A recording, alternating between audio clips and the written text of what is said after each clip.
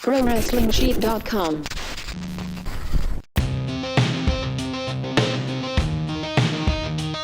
Welcome, everybody, to this week's episode of Collider Body Slam SmackDown Live recap. So much to talk about, so much happened here. Definitely a way more enjoyable show again than Raw, but we're going to break it all down. I am one of your hosts, John Rocha, joined as always by the CEO of Pro Wrestling Sheet over there. That's Ryan Satin. How are you, Ryan? I'm doing good. Yeah. No, it was a much. It's crazy that sometimes when you watch SmackDown after Raw, it's like. It's crazy that it's the same staff and same writing team that are making the show. I mean, there are little changes here and there, but like for the most part, it's the same team, and it's like, wow, that was such a match. I mean, like SmackDown was great. Yeah. Do you feel like it goes NXT, SmackDown, Raw? Do you feel it's NXT, SmackDown, Raw, or do you SmackDown, NXT, Raw? Like, what's your feeling on it? Because they take more chances in NXT, then they take good chances on SmackDown, but Raw is pretty much, it's rare when they take the big chances. Yeah, I would say NXT, SmackDown, Raw for sure in terms of the WWE shows and in terms of enjoyability. Yeah. But it's also like easier to consume an hour, you know? Like it's easy to consume an hour, or if you miss a week, you can catch up quickly and kind of bang out 3 episodes or 2 episodes and you're right back in it. So I also, there's one thing that NXT does, and we obviously, we don't have an NXT recap show, so I don't get to talk about it often. But I'll say it on Twitter sometimes. Yeah. But one of my favorite things that makes NXT stand out the most is that they try to deviate from the norm a little bit for backstage segments. Like not every backstage segment is in the same interview section, like sometimes it's outside in a random press conference, sometimes it's at the performance center, like sometimes it's in the ring. Like I like that it feels different. Sometimes it is in the traditional backstage interview setup zone. So for me, and plus the talent, obviously, like the match, the talent in NXT right now is just like insane. The amount of awesome, great wrestlers that are there right now, it's just unparalleled. NXT for sure, and SmackDown right now. For sure is in second place. I mean, SmackDown it wasn't even a chore to get through. Like Raw was like sometimes when you watch Raw, it does feel like a chore to get through. Yeah, I agree. We had, like I said, we had a whole recap on Raw, but like there are moments I liked, there are moments I didn't, and even if that's the case on SmackDown. It's just SmackDown was a fun wrestling show. You can nitpick and as wrestling fans tend to do, but you can't say that it wasn't like a good show. Right. It was a great show last night. Yeah, thoroughly agree with that. Started off, you got Paige coming out here and introducing Asuka, Asuka, Charlotte Flair, and Becky Lynch all coming down, and they battled in battle promos and a triple threat of promos, basically going back and forth. I liked the back and forth. I enjoyed Asuka kind of throwing in her 2 cents. I enjoyed Charlotte Flair to a degree, and I enjoyed Becky. But it was a little bothersome for me. Becky seems now, once again, kind of being a little bit pushed to the back, and it's frustrating me to see that they're really focusing on Charlotte more and more. Whatever you need to tell yourself to sleep at night, all this kind of stuff that's lame, whereas Becky was really on the forefront of everything that they were doing. And now they're paying lip service rather than giving her that stage. And it's frustrating to me to watch a little bit as someone who's part of this organic push for Becky. Do you think they're trying to strangle her a little bit? I don't know if I necessarily feel like they're trying to strangle her, but I do think that they are trying to place her too much on the same level as Asuka and Charlotte. That I think that they're treating them as if the status hasn't changed. Yeah. I don't think you can consider them equals right now. No. I think Becky, but at the same time, I found it interesting that her pop was a little dampened last night. It wasn't quite as uproar as it's been. It was kind of like it was still a big pop. Don't get me wrong. Right. But it wasn't the same level for some reason, and I was a little like, I wonder what's going on here. I don't know if it's because she can't wrestle right now. Yeah. I mean, obviously, it's tough to try and use a champion who's not allowed to actually get physical at all, I think. Right. Like, they masked it pretty well last night, but it was very obvious that she left the ring because things were going to get physical, it was like she came back when there was no chance of it getting physical, that kind of stuff. So, I I don't necessarily think that she's hurt or anything like that. I mean, she is hurt. That her push is being halted or strangled or anything like that. Yeah. But I did notice that she was kind of too much on the same playing field as everyone else last night. It felt like. I did love Asuka in this segment. She was great. I think that there was this everyone was kind of complaining for the past few months or whatever about Asuka and Naomi's teaming, and they're like, "Oh, she's being wasted. She should be treated as a serious threat." And I feel like last night was was a good step in getting her back to there. Yeah, and I think it showed that little fun time away of doing fun things with the Miz and fun things with Naomi, it didn't hurt her credibility at all. No. And also, I feel like she has improved even more on the mic than she had in the past. Like, I don't know if she's been working on it while doing these kind of fun things with the Miz and Naomi, or even just working with those two kind of helped her with things. Yeah. I don't know, but that promo felt really cool last night. Like when she was like, you got lucky one time and you've never beat me. And so I liked all that stuff. I thought it made Asuka seem like a badass. Yeah, and I think it seems to be setting up like Asuka's going to take this thing. It just feels that way, how it's rolling. I've seen this before. Especially since they keep talking about Ronda Rousey. Yeah. Usually the cross brand promotions of it stops once the Survivor Series or whatever they're promoting ends, but they're still going forward with it. Like they're still referencing Ronda Rousey, which means I feel like it's because obviously either Becky or Charlotte is gonna win the Rumble and go to face off with Ronda Rousey at WrestleMania. So I thought that was interesting because we don't see that a lot. Like it'd be weird to see Brock Lesnar referenced so heavily at the top of SmackDown. Exactly, and any interaction between Daniel Bryan and AJ and Miz or whatever we'll talk about later, it would be weird to hear Lesnar come up. I agree with that. Yeah. That's how I look. It's one thing when they're like building towards a pay-per-view, but this to me this is proof that they are working towards one of them at least. And and I kind of like that we don't know which one it is at this point. I agree with that. So it's a battle here with them going verbally, but then it leads into a actual battle between them when Asuka says, "I want to take you on right now," but then Mandy Rose and Sonya Deville getting their pushes again lately, walk out, talk their smack to them, and then Paige sets up an impromptu tag match between the four of those ladies, and it's a good match. I thought. Once again, Mandy Rose and Sonya, they're getting better and better in the ring. You're not going to get better unless you fight better competition because it forces you to step up your game. And I feel like they did a good job. And what we talked about last time, Mandy is showing her strength. She's the power, which is ironic. She's the power wrestler of those two. When Sonya comes in with that MMA background, you think she's more power, but she seems a little more. Hers is a more fighting style, where Mandy's about bigger moves. And you see this going around. But there were some nice moves here by both Charlotte and Asuka against them, and Sonya and Mandy as well. Ends up that Sonya has a certain move and whatever it looks like she might take this thing, but then Asuka comes back, comes into the situation. Charlotte has a situation where she kicks Asuka there as she's handling Mandy, and then Asuka rolls in and does a kick on Charlotte, and then Sonya gets the pin. Nice little push for them. Yeah. So, did you like this match? Did you like what happened in the end? I did. And of course, Becky came out to watch the whole thing. Yeah, I did.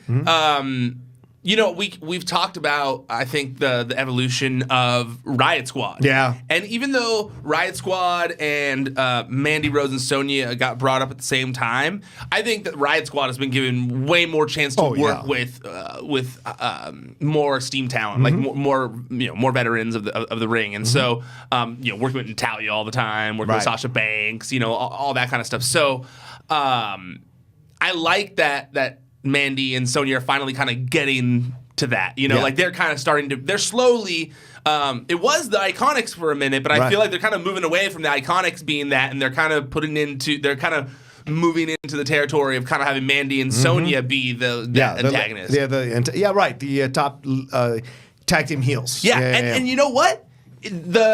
What they said on the mic made perfect sense when they said hey, you groomed us to be like the next thing, and now you don't even care about us. I thought that made great sense. I'm glad they finally addressed it. Me too, because it was great. I thought it was really good character motivation for both of them. It's kind of like, well, hey, screw you, we're back. You know what? And now it makes them their heel tendencies even more believable than it did when they were kind of like following Paige. You know, now it's like, no, they got chips on their shoulders. They're pissed that Paige kind of tossed them aside when she got power. Yeah, even though they were there to help her when she was coming back from her injury and stuff. So I like that whole thing. I like Mandy and Sonya getting a push. I thought it was really cool. I mean, there was the whole opening of the show was girl power, dude. Like there's a lot of women. I don't know if maybe that factors into why SmackDown is also. I think there's three things of why I enjoy SmackDown so much. Okay. And it's old school status. There's a champion there every week. Yep. There's tag team wrestling that is taken seriously. Yeah. And there is a solid women's division. I mean, there's a good women's division on Raw, but I do think that the women's division on SmackDown right now is killing it much more. I agree. It's the more enjoyable, it's more storylines and fun to watch. And these ladies are like, there's just more characters that you're enjoying interacting with each other on SmackDown than you find on the Raw brand. And I think, of course, the Raw brand is a little more elevated. That's why they won the matches. But these characters here on SmackDown enjoy a little bit. I enjoy them a little bit more in their interactions and what's going on. And I wonder what's going to happen with Sonya, man. I like this, maybe a little bit of a mini push here, giving her the pin, not Mandy, over Charlotte. That's kind of maybe huge, you know? And then, correct me if I'm wrong, but I think, her and Asuka were the last two in that Battle Royal too. So, she's kind of like, they're kind of, they're getting there a little bit. They're pushing towards it. I like it. Yeah, me too. Yeah, and we'll see what happens as this goes forward with them, because Saxton and Corey Graves didn't fail to mention that there was tension between Sonya and Mandy. So if this doesn't work out, then you can still play the storyline where Sonya's jealous or Mandy's jealous of Sonya getting the push and getting the pins, blah, blah, blah. That works. Mandy's the more natural heel. She's just the more natural heel. Yeah, obviously. And so it would work. Yeah. I think that Sonya would be better as a face. I agree. Yeah. Thoroughly. I think fans are good on her side. And the whole put your hair up and square up thing is a cool catchphrase. That's a great but it's not catchphrase. Good for a heel, but it's good for a face. Yeah. I would buy that shirt if she goes face.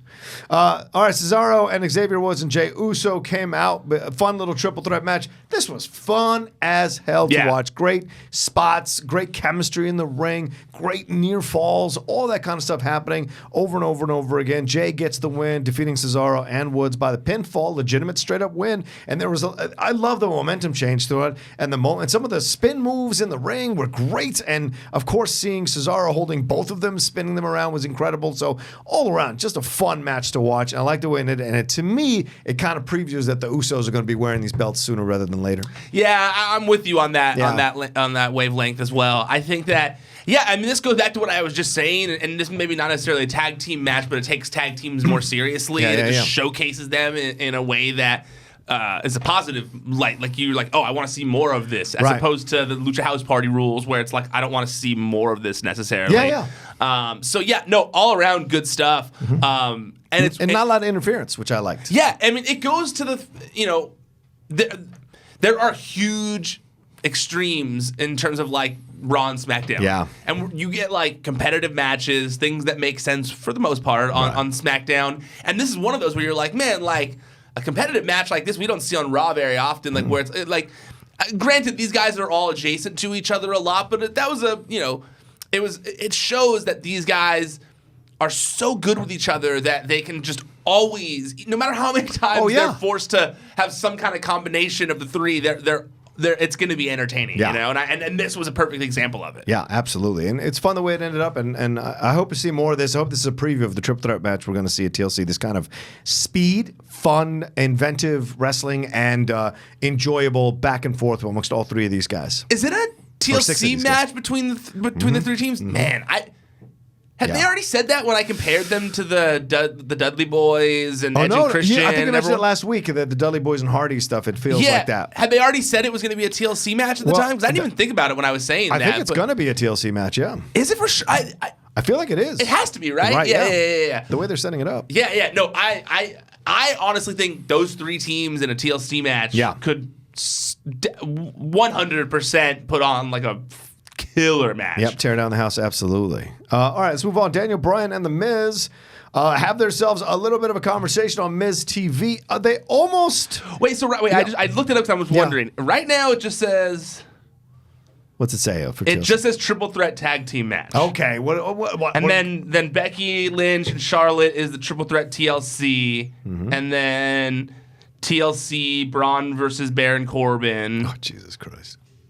Why is Corbin getting a spot on a fucking pay-per-view? Yeah, I hope that they change. They're probably not going to, and that's what all these teams are factoring into for they're going to play around it. That's how they're going to. It's going to be they're basically going to help work around Braun coming so quick. Coming back so quickly from his elbow. Yeah. But man, they should make this a TLC match between these three teams. They really should be. I hope it is. Yeah, they really need to do It'll that. It'll be at TLC. Oh, I see what you're saying. You don't know if it's a TLC match. You know it'll be at TLC. Yeah. Oh, okay. I meant these my bad, man.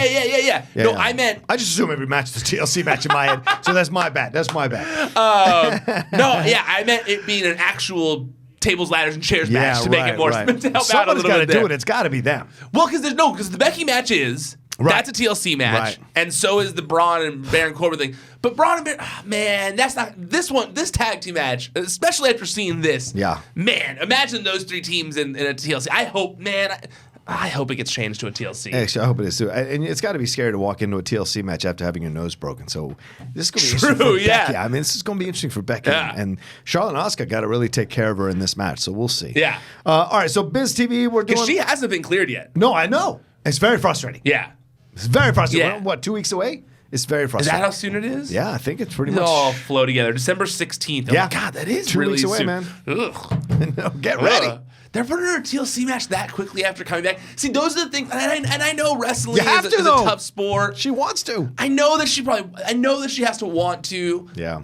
But look at the Alexa Bliss thing we were talking about yesterday. Dude. I don't want Becky Lynch to be at the airport not knowing where she, where she is because she wanted to come back a month early because WWE has 500 pay-per-views a year and she had to be back for TLC. I'd be shocked if she isn't a lifer in this business. Becky? Yeah, Becky. No, I know, but I don't know. It's just it seems not worth the risk, I don't know. I mean, that's just me. I don't know. She wants to do it. I know. And I know it's a contact thing that I know. I know, because then Charlotte's going to take it all, and no one wants that. I still get concerned when I see Seth Rollins do the sunset buckle bomb. the sunset flip thing when he broke how he hurt his leg. Right. Whenever he does it, I still get concerned. You know, so I get concerned easily. Everyone. I keep waiting for Finn Balor to break both his legs with one of his moves off the top rope. That stomp thing. Yeah. There's no way both his knees aren't going to blow out like Sid Vicious. I just see it's coming. I can't even jump off a little tiny wall without it being a little pain to my legs. I'm old. All right, so before Miz TV could start, we had Carmella and R-Truth come out, do their dance break, and everything. It was really cool. If you want, I don't know if you tweeted or somebody tweeted. I did, yeah. The video of them dancing with a girl. That was really cool. I retweeted someone doing that. Yeah, that was a lot of fun to watch, and that was fun. But then you have Miz TV here with Daniel Bryan and The Miz talking. They almost find this was weird. They almost kind of agreed on the heel aspects of their ascendancy to the titles separately, and so this is an interesting thing. And Daniel Bryan once again speaking about the old Daniel Bryan, all this kind of stuff. So he's really leaning into this heel thing. And I think I'm slowly starting to come around on it and enjoying it, much to my chagrin. Right? I was like, no, and now this week I was like, this is actually kind of cool. He's making it work. Me too. I'm the same way. I'm guilty. 100% guilty. Because look, I know that I love Daniel Bryan, the face, the guy who won at WrestleMania 30, but there's no way I would sound stupid if I said that this wasn't as interesting, if this was less interesting than everything he's been doing before, because that would be such a lie. Right. What he's doing right now is so much more interesting than what he's been doing since he came back. Yeah. I mean, this stuff was so good. I mean, it was man, I was thinking how it almost reminded me of CJ Parker in NXT, who's now Juice Robinson. Right. But he was very much the green friendly hippie, and just got booed so heavily for it. They hated him because of it. And I like that we're kind of getting, he was kind of considered enhancement talent in NXT. As much as he was on the show, as much as he was used at the time. And, he has since gone on to reinvent himself. Yeah. One of the, great wrestler, killing it in New Japan and stuff. So I like that we're kind of getting a newer version of it with Daniel Bryan as almost because, these are all the things he thinks. Yeah. He does. That's what's so good about it, is that it doesn't seem inauthentic. It seems so real. Because especially if you watch like Total Divas or if you follow Daniel, if you know anything about Daniel Bryan, he's so green conscious. Yeah. He's so green friendly. You see him on Total Bellas all the time doing that stuff. All the time. Yeah. And so it's good because he believes it inside. Yeah, he really does. You know, it's authentic. And you're like, man, he believes that about us. Screw that guy, Yeah, you know? And so that was one of the reasons why I liked it so much, because it was so real. You're like, man. And then also I love it because it's like, man, we're really booing a guy because he likes the earth. Yeah. You know, because he doesn't think that we should be ruining the earth. Yeah. I always think that's funny when that kind of stuff gets booed in wrestling. Because you're like, wait, but we're supposed to be that way, you know? We're supposed to be Greek conscious. But regardless, the segment was so good. It sold Daniel Bryan's heel turn so well, calling the fans fickle. Yeah. And you know what I find funny is, even though this is so entertaining, I think it's hilarious how nobody is like. I think it's funny because, okay, before I explain that, the Becky Lynch stuff. Everyone was so mad when Becky Lynch turned heel. And it was like, well, nobody would ever believe that the fans weren't there for Becky Lynch. Like, we were always there for Becky Lynch. And it was like this big uproar. And Daniel Bryan says the exact same thing. And people love it. And people are like, this is the greatest thing ever. And it is. It's great. But I like when Becky Lynch was doing it too and had no problem with it. Neither did you. Yeah. So I think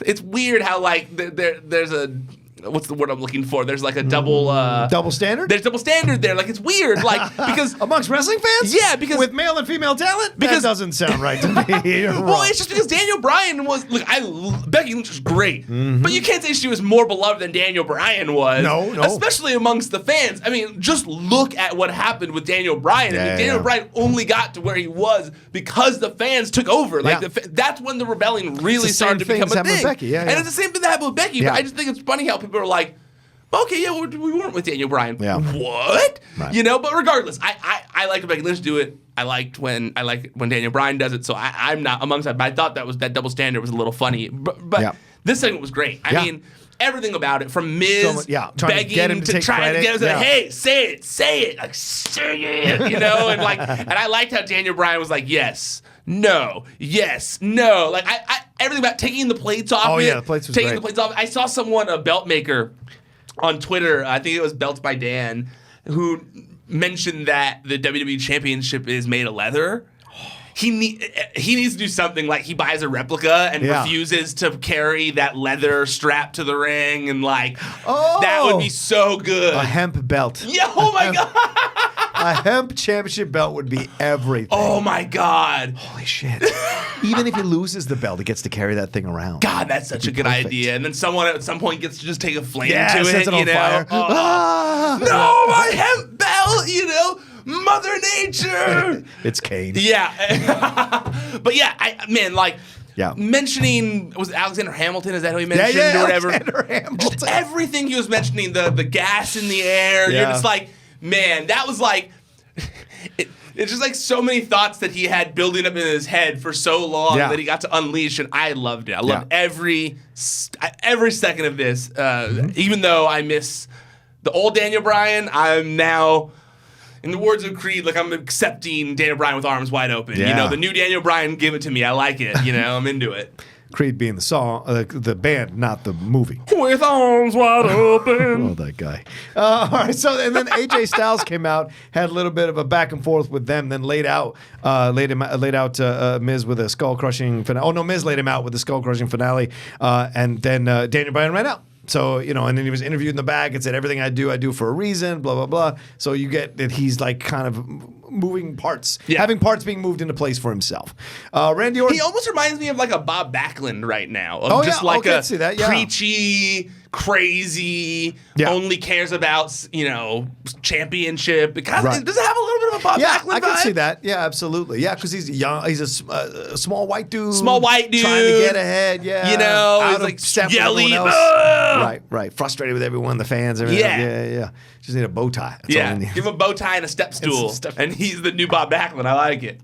Well, we should before we get into Randy and Jeff Hardy, we should talk about the promo. You retweeted some of the promo promo with Rusev talking about his things. And let me tell you something, my swag came in. It's Happy Rusev Day. Woo! I don't know if you can see it on the camera. Happy Rusev Day. I had to wear it today. I was excited to wear it today when it came in last night. Got my Sasha Banks shirt, and I got my Andre Cien Almas shirt. El Idolo. I can't wait to wear that one as well. So this was a fun little promo with them, and they brought up the thing about Shinsuke, so that's coming down the pike, and they have big smiles. Lana didn't do much in the promo, or CJ, but seeing Rusev do his thing was great. Dude, when he said he's got that his traps are like double-decker Supremes, that was one of the funniest things, dude, because it didn't really make sense. No. But it was just so good. Like, all his comparisons, I loved it. Rusev is so good on the mic. Like, he's one of those guys where it's similar to Scott Dawson, how we were talking about. Yeah. Like, if you give him the mic, he's going to be entertaining. Yeah. And this was a perfect example of that, where it was just like a quick thing, but you were like, man, he's great. Yeah. He's great. It's so much fun to watch. Yeah, absolutely.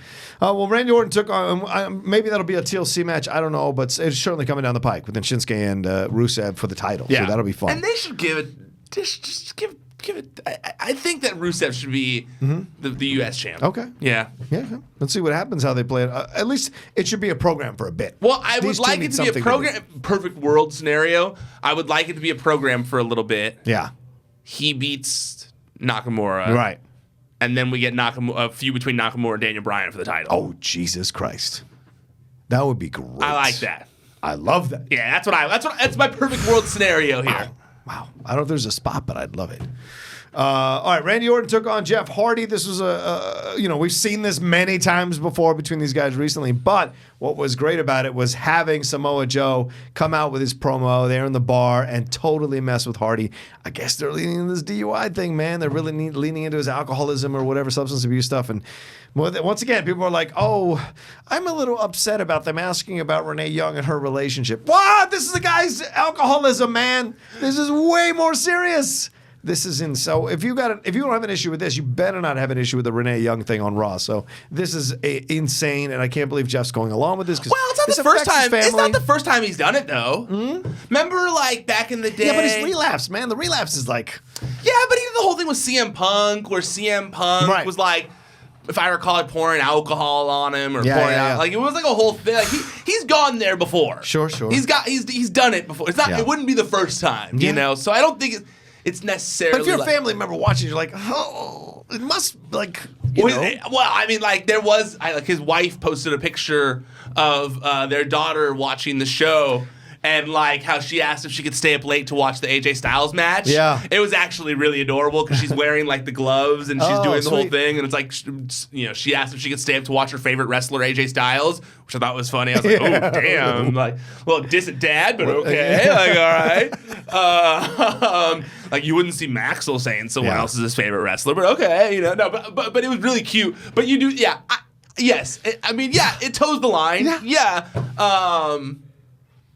But Joe's like a dastardly heel. Like I get it, like he's not afraid to go there. Nope. Like he doesn't care if people think about him at all. Like he knows that wrestling is a work and that this is all storyline and like he's cool playing in those boundaries and like I loved it. I thought it was great. I mean, when he did the whole drink responsibly thing and like tipped his cup or whatever, I loved it. I thought that was great. I thought this was such a good tweet from Samoa Joe, who honestly, I feel bad that like every time he's killing it, he's almost overshadowed by someone else. Yeah. Because like Daniel Bryan's doing so great right now in this heel turn, but like Samoa Joe has been on fire. Yeah. Like the whole feud with AJ Styles, now this. And Samoa Joe's killing it. Yeah. Like he's, I would say, in the top 5 most entertaining people in all of WWE right now. But I like this tweet from him. He said, "It's amazing how all you virtue-laden people will bludgeon your high horse in an instant to justify the actions of your so-called heroes. Yet you're upset with me because I just want to bludgeon your hero directly." I was like, oh, that's a really good point to a lot of wrestling fans who talk so much shit on Twitter. Man, that's a good, that's burn. I was like, man, but he's great. He's so good right now. I'm loving everything that Joe does. This is one of those instances. That was great. Agreed. Well, speaking of everything something you love, rather. This match between AJ Styles and Miz was great. What a good back and forth. A lot of fun watching this match. I thought for sure they were going to give the Miz a victory because of the troubles he's had over the last few weeks getting victories. But in the end, the Miz takes care of business. But it's just a fun match. The previous is this going to be a triple threat match for Daniel's title? Did you say Miz won or AJ Styles won? No, I'm sorry, AJ Styles won. Sorry. They defeated Miz. I thought they were going to give Miz the victory because he lost a couple of times. But like, I like this match. This is such a good match. Yeah. Great chemistry between them again. And are we going to see this? This is going to be a triple threat match too, do you think, for the title? I would think so. Okay. Well, did they announce it? Maybe not yet. No. Okay. I feel like not yet. I feel like maybe like Royal Rumble, because it's only 2 weeks away. But why would you throw them into a thing? No, because he beat The Miz, so it wouldn't make sense to throw The Miz in the match. Do you think The Miz won't be involved at all in the pay-per-view? Maybe he'll be involved in some way in the match. What's going to happen with the Mariners? What are they going to have to cheer for if they're not there? I can see him making a presence in the match. You think he's interfering? Maybe, or like helping Daniel Bryan. Or that's what I was thinking of going that down that road of like, hey, look, I'm on your team, like only to try and show that he was right all along. Like, no, we are the same. You know, I could see them going that route with it. You know, but yeah, the match was great. Yeah. Daniel Bryan on commentary, once again, Daniel Bryan was so good the whole episode. Yep. Everything Daniel Bryan did was gold this entire episode. It's the anti-Corbin. It's the anti-Baron Corbin is Daniel Bryan. Because they used him so much, but he was great. But it's great, yeah. That's what it is. That's what it is. I like how quickly I figured out what that meant in my head. That's how much I'm getting to know Rocha now and doing these shows. Absolutely. When he was on commentary and Byron Saxton said, like, what's your daughter going to think of this? And he was like, I hope my daughter kicks 1,000 men in the groin. And I hope she kicks you in the groin too, Byron Saxton. I was like, man, that was so good. It was so good. I loved it. Daniel Bryan he killed it on commentary. So much so that like it was almost hard to focus on this great match that was going on because Daniel Bryan was so entertaining everything that he was saying. Where they were like, Byron Saxton said, like, oh, you betrayed everyone by kicking AJ Styles and low blowing AJ Styles, and he was like, yeah. Because the old Daniel Bryan never low-blowed anyone to win a match. Do your history. Yeah. Or whatever. Like, I was like, oh, he's so good. Yeah, Saxon said, you've never done that. He goes, really? Daniel Bryan's never low-blowed anybody to win a match? Yeah. Do your history, Byron. Yeah, I love that. That was so great. Good. It was so good. Because he's been a heel before. He's done it. Yeah. So I loved that. And the post-match stuff. Oh, I mean, man. You know what? Tearing apart AJ was great. I like that Daniel Bryan is one of those people, he's such a brilliant wrestling mind that he goes in his head like, well, like, new Daniel Bryan has to have a different finisher, And even though he was using the heel hook before, he really solidified it last night where he just made it look so vicious. Like, it looked like you were like, man, he wants to break that dude's leg. And I liked it. I like him kind of like just... I'm okay. As much as I am bummed about that they're going that direction, I like that Daniel Bryan is such a brilliant wrestling mind that he's like, all right, I'm leaning all the way in. I'm switching everything. I'm switching the Titantron. I'm switching my gear. I'm just switching everything. Like I'm different. I'm a different Daniel Bryan. I'm the new Daniel Bryan. And I thought it was great. Even the face stomps that he used to do like on the indies more often. Yeah. Everything about it was just like, man, that guy, even though he's this like vegan, hippie, like green loving asshole. Yeah. He's vicious. You don't want to piss that green loving dude off at all. Nope. Like, don't piss off that green geek because he will kill you. Yeah, exactly. And I love that. It's great. Yeah. I love that too. So we're going to see how this plays out. I hope it's a triple threat match. If it's not a triple threat match, then Miz is going to be involved in some way, some shape, some form rather. So it'll be fun to see that. He also we posted a video today on the site. This just before we came in here, where there was supposed to be a dark match after the show of Daniel Bryan versus The Miz. Yeah. And Daniel Bryan gets in the ring and he gets on the mic and he's like talking to the crowd and he sees a kid in the crowd and the kid's holding a sign and he goes, "What does that sign say? Does that say it's your birthday? It's your birthday? Congratulations, you're stupid." To one of the kids in the crowd. Oh my God, that's brilliant. And then he's like, he's like, just know your parents are probably happy today because you got recognized for being so stupid or whatever. And then the whole crowd starts chanting happy birthday to the kid. Yeah. And he's like, don't say happy birthday to this kid. Don't say it. Don't say happy birthday to this kid. And he's like getting all mad. And then he's like, and he goes like, you know what? I'm so mad about you guys saying happy birthday to this kid. I'm over it. You guys aren't going to be graced with a match from me tonight. I'm out of here. I'm going back to Aberdeen, Washington, God's country. And I was like, it was like so good calling Aberdeen God's country, leaving because they said happy birthday to a little kid. Yeah. So good. Yeah, he's I feel like this is going to be a good time with Daniel Bryan as champion. Do you like what they're doing with Miz? I don't like it so far. Okay. I don't. But I'm not like they're turning him into a bit of a buffoon, kind of, and that's dangerous line territory to walk. Well, he was always kind of a bit of a buffoon, but he could still he could win matches. He would still win, yeah. I think he's like a Chris Jericho, where he's so Teflon, like he could take losses, all day long and still be as over as he is, no matter where he goes. He's gonna get booed out of the building no matter where he goes. But I don't know if he's gonna get cheered uproariously everywhere he goes, you know. And so, especially the way they're doing it right now, like I'm curious as to where this. It seems like there has to be a face turn in the works here of some sort for Miz, and I'm curious to how they get there, because right now the whole Shane stuff doesn't seem like it's going to help me get there. Like the whole I'm covering the ears of the trophy and all that kind of stuff. I don't know if that's necessarily the way they're going to get to face Miz, but I am interested to see how they do it. Yeah, me too. We'll see. As it goes along, we'll see. We got one more SmackDown before we get into the pay-per-view, so we look forward to see how they're going to line up the matches going into it. It's going to be a lot of fun. So overall, good episode of SmackDown. Great episode. Both Ryan and I thoroughly enjoyed it. When I don't have to fast forward, that tells me it's a good episode. I'll be honest with you. If I don't, I can look at my phone still, but fast forwarding, that's when I know it's like a boring ass episode. So I like that I didn't have to do any of that during this because I didn't want to miss anything. Yep. Even during the Randy Orton Jeff Hardy match, I watched a little bit just to see what would happen and if he'd put his finger in his ear hole again, all that kind of stuff. So, all right, well, let us know what you thought of this SmackDown in the comments section below. And Ryan, where can people subscribe to everything? ProWrestlingSheet.com is the website. YouTube.com/C/WrestlingSheet. That's our YouTube channel. We're building it out as quickly as possible. So please go subscribe there, like the videos, share them, leave comments. I read them all. So yeah, that helps out a lot. Also subscribe to our podcast feed. It's on iTunes, but also it's on Podcast One. You search Wrestling Sheet Radio to find that there. It's the recaps we do here.